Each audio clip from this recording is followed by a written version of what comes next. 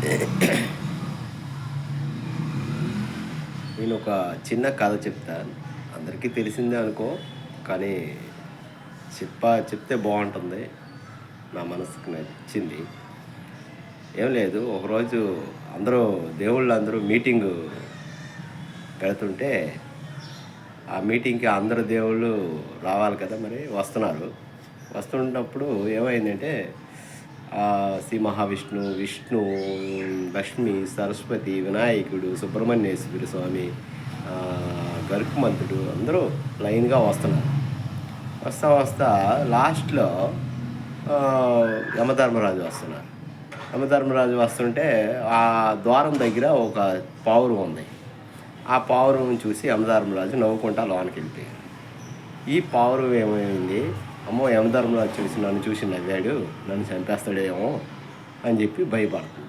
ఆ ఎనకాతల గరుకుమంతుడు వస్తున్నాడు. గరుకుమంతుడితో ఏమని చెప్పింది,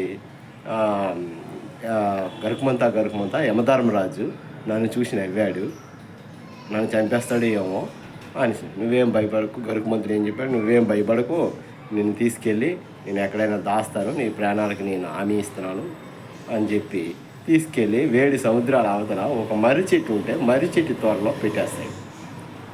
ఇంక నిన్ను యమధర్మరాజు ఏం చేయలేడని చెప్పేసి వచ్చేస్తాడు. వచ్చి సభాముఖంగా సభలో కూర్చొని మీటింగ్ అయిపోయిన తర్వాత బయటకు వస్తుంటే యమధర్మరాజు ఉంది, గరుకుమంతుడు ఉంది, యమధర్మరాజుని అడుగుతాడు.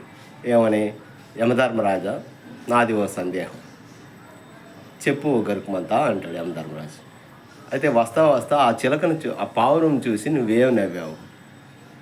ఆ పావురం 7 సముద్రాల అవతల ఒక పాముకి ఆహారంగా ఈరోజు బలవబోతుంది, అది చూసి నవ్వాను నేను అని చెప్పాడు.